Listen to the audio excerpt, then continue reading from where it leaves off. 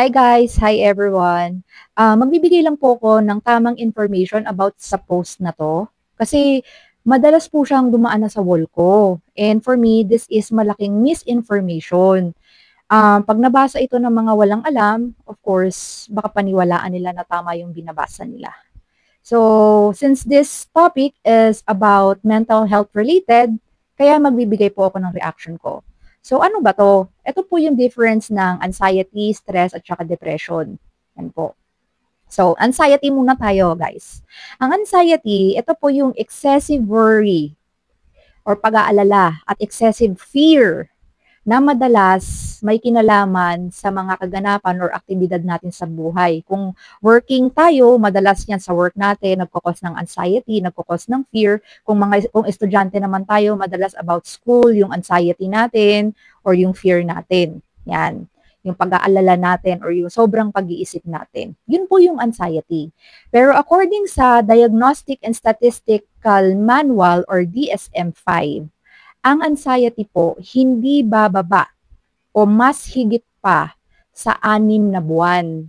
So, more than 6 months kayong nag-worry about that certain things na nangyayari sa work mo or sa life mo or sa school mo. So, yun po siya guys. Yun si anxiety. Okay. Stress naman tayo. Punta tayo kay stress. So, si stress, ito po is natural response ng katawan natin or natural response ng body natin sa mga pressure or threats. Ito, pwede siyang positive stress, pwede siyang negative stress. Okay? Yung positive stress kasi minsan nai-stress kayo kasi may event, sasalihan kayo. So that is considered as positive stress.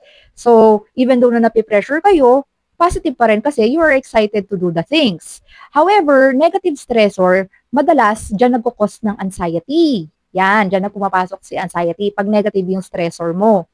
So, pag nag-prolong or yung intense yung stress mo, it can lead to health problems, which is, yun nga, si stress nagkukos ng anxiety pag negative yung stressor mo. Pero pag positive ang stressor mo, if your stress is about happy things, you don't need to worry about it kasi ang stress, it could be positive or negative.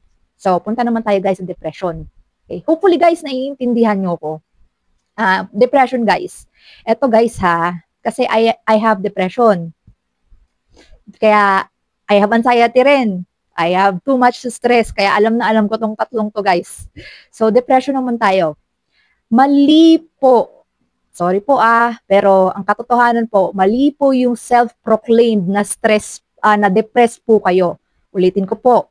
Mali po yung self-proclaimed na depressed kayo. Yung sasabihin nyo, ay, depressed ako kasi ang lala ng problema ko.